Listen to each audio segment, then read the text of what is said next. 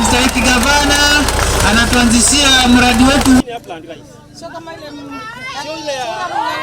Fundi wetu yuko pale, Rashid Mkulu. Sogea hapa mbele, Beyu Kengo.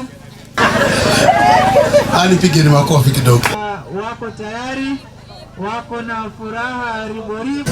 Mpunga unaitwa uplands. Huu unamaanisha unalimwa mahali ambapo siku ambao kuna maziwa. Huu wategemea mvua ya kawaida. Kwa hivyo ni tukipata huu mpunga tuharakishe kulima kwa sababu mvua inaendelea. Tunatarajia wakulima takriban 150 na kitu waweze kubenefit katika mpunga huu. Na lengo na Shabani kuwa tunataka kukuza kilimo. Na kila sehemu tunaiangalia na ile nguvu yake. Tumeangalia maeneo haya tukaona tukileta kwa support na mambo ya mpunga tutalima mpunga mwingi ndani ya Kwale County. Mama alichimba mabwawa makubwa na kuna irrigation inaendelea.